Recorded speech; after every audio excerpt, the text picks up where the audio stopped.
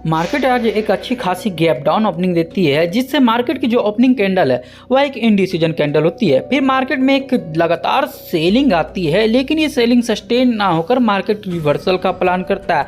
ऐसा इसलिए हुआ है क्योंकि मार्केट में यहाँ 80% साइकोलॉजी काम कर रही है, 20% ही टेक्निकल एनालिसिस है जो आप यूज कर रहे हैं। यहाँ पर DII, FII और ऑपरेटर की एंट्री एक साथ हुई है, और इन सब को सीखने के लिए मैंने ये वीडियो स्पेशली आपके लिए बनाया है कि कैसे आप मार्केट के 80% साइकोलॉजी को समझ सकते हैं, क्योंकि मार्केट यहाँ नीचे भी जा सकता था लेकिन नहीं गया।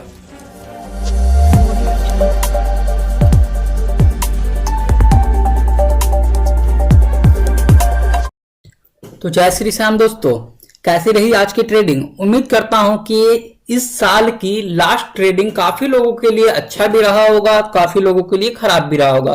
काफी लोगों को एक गंदा वाला प्रॉफिट भी हुआ होगा, यानी तगड़ा वाला, और काफी लोगों को गंदा वाला लॉस भी हुआ होगा।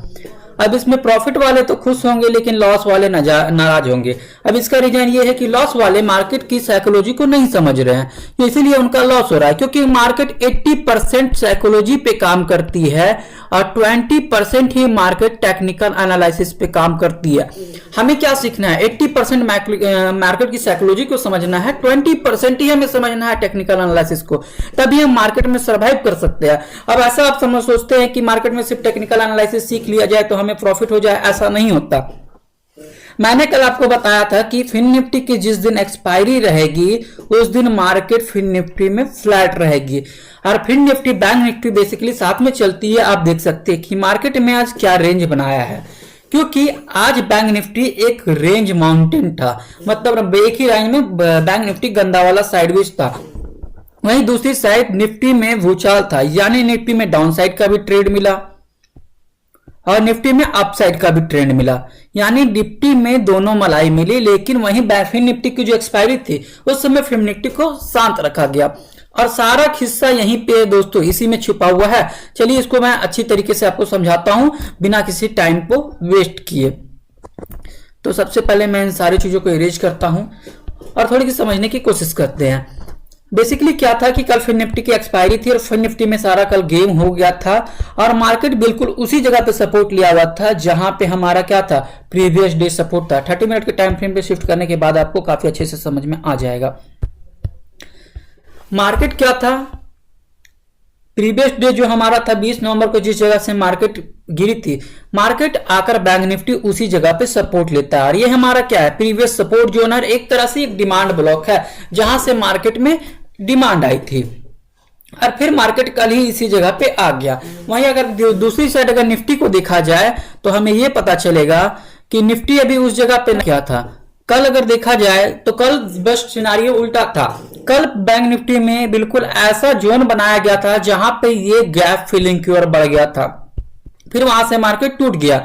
वहीं दूसरी तरफ निफ्टी काफी दूर था गैप फिलिंग से। लेकिन आज का मार्केट में क्या हुआ, आज के मार्केट में सबसे पहले सपोर्ट को कौन टच किया है, निफ्टी टच किया, यानी प्रीवियस डे सपोर्ट पे सबसे पहले निफ्टी पहुंच गया। बैंक निफ्टी वहीं से ओपनिंग ही हुआ, जिसकी वजह से ये डिमांड जो है, एरिया जो है, ये काफी स्ट्रॉन्ग एरिया है, जिसकी वजह से मार्केट इसी जगह पर रेंज माउंटेन हो गया और ना तो बढ़ पाया ना ही गिर पाया। वही निफ्टी में अगर देखा जाए तो निफ्टी में एक तगड़ी वाली गिरावट हमें देखने को मिली, और गिरावट के साथ ही निफ्टी बिल्कुल उसी जगह पे पहुंच गया था जहां पे था प्रीवियस डे सपोर्ट। और प्रीवियस डे में एक अच्छी खासी सपोर्ट जो है, एक सिंगल अगर देखा जाए तो लंबी सी कैंडल के साथ ही मार्केट क्लोज हुई थी, यानी एक स्ट्रॉन्ग बाइंग कैंडल है। स्ट्रॉन्ग बाइंग कैंडल के साथ ही हम इसे कह सकते हैं ये एक स्ट्रॉन्ग डिमांड जोन भी है और ये एक स्ट्रॉन्ग सपोर्ट जोन भी है। तो हमें क्या है, इस सपोर्ट जोन को तोड़ना पड़ेगा, जो कि तभी पॉसिबल है जब मार्केट में बायर्स होंगे, क्योंकि यहाँ पे जब भी मार्केट नीचे जाती है मतलब यहाँ पे सेलिंग हो रही है, और सेलिंग का फायदा तभी सेलर को मिलता है जब मार्केट में बायर्स हो। अब हमने एक मार्केट में अच्छी खासी दुकान खोल के रख ली हुई है, अब मार्केट में हम बेचने की कोशिश कर रहे हैं कुछ, और उस मार्केट में लगातार 10 दुकानें और खुल गई, अब बायर्स है ही नहीं, तो हमारा सामान कौन खरीदेगा। तो यही कंडीशन दोस्तों आज की मार्केट में थी, जिसे किसने फुलफिल किया। इसमें 3 लोगों का रोल है। एक है ऑपरेटर, जो मार्केट में एक ही कैंडल में खेला कर देता है कि मार्केट में क्या करना है हमें। दूसरा है FII, जो कि मौका खोजते हैं, और तीसरा है DII जो कि मौका खोजते हैं। और इन दोनों के साथ चलता है हमारा रिटेलर। यानी रिटेलर अगर दोनों के साथ में नहीं चला तो रिटेलर क्या होता है, नुकसान होता है। और जो लोग इस साइकोलॉजी को समझते हैं उनका नुकसान नहीं होता है। तो फटाफट पहले आज मैंने पहले ही बता दिया था कि आज बैंक निफ्टी और फिन निफ्टी रेंज बाउंडेड रहने वाला है। और दूसरी तरफ अगर नजर दौड़ाएं तो हमें पता चलेगा कि FII ने लगभग 4,600 करोड़ की बिकवाली की है, वही DII ने 4,500 करोड़ की खरीदारी की है। अब यही सिनारियो उल्टा हो जाएगा दोस्तों। अभी FII तो भाग रहे हैं, बाद में DII भागना स्टार्ट करेंगे। जब FII खरीदारी स्टार्ट करेगा, DII बेचना स्टार्ट करेगा। मतलब मार्केट अभी इस रेंज से आउट नहीं होने वाला, और मार्केट क्या है 26,000 और 20,000 के बीच में ही दौड़ता रहेगा। इसको पास करने के लिए मार्केट में बाइंग आना काफी ज्यादा जरूरी है, तभी मार्केट में अच्छी खासी पोजीशन रिटेलर को प्रॉफिट होगा और मार्केट एक अच्छा नया हाई बनाएगा। तो चलिए सबसे पहले मैं साइड करता हूं बैंक निफ्टी को, और निफ्टी पे फुल हम लोग फोकस करते हैं क्योंकि सारा खेल तो इसी का है।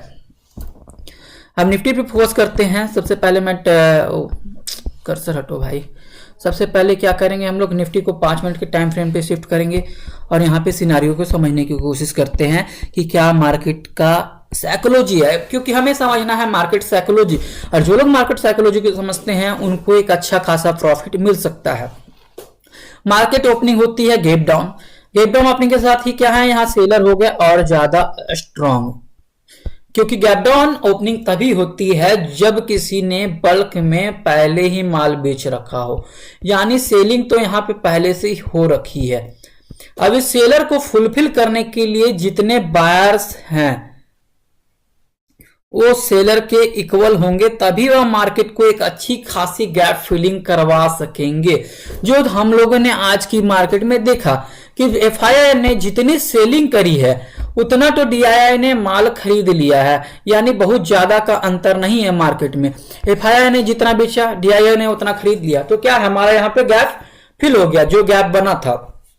क्योंकि निफ्टी में ऐसा केस हुआ है तो निफ्टी के कारण ये सॉल्व भी होगा। तो चलिए फिर से निफ्टी में चलते हैं, सिनारियो को कोशिश करते हैं समझने की। मार्केट में एक इंडिसीजन कैंडल बनती है जहां पे बायर्स और सेलर दोनों इंडिसीजन में है, क्योंकि मार्केट गैप डाउन ओपनिंग हुई थी कि मार्केट को किस जगह पर ले जाया जाए। सेलर ने मार्केट को डाउन करने की कोशिश की, लेकिन यहाँ पे बायर्स स्ट्रॉन्ग थोड़ी सी दिखे, जिसके कारण नीचे बिक बनी। फिर यहाँ पे आते ऑपरेटर, बायर्स नहीं थे। इस बायर्स को फुलफिल करने के लिए मार्केट में एक बड़ी सी ग्रीन कैंडल बनाई जाती है, और जस्ट इसके ऊपर इस ग्रीन कैंडल को देख के रिटेलर्स क्या होते हैं, ट्रैप हो जाते हैं। अब रिटेलर्स ट्रैप होते ही FII ने इसका मौका के फायदा उठाया और अपनी सारी माल बेच डाली। अब बेचने के साथ ही पहुंच गई मार्केट 23,460 के लगभग, और 23,540 में एक स्ट्रॉन्ग सपोर्ट भी है जो हमें पता चलता है। इस जगह पे एक स्ट्रॉन्ग सपोर्ट एरिया भी है, और यही था DII का ऑर्डर ब्लॉक। अब DII का ऑर्डर ब्लॉक इसलिए इस जगह पे था क्योंकि इस जगह पे था प्रीवियस डे सपोर्ट, जहां पे बायर्स के स्टॉप लॉस इसके नीचे अवेलेबल थे।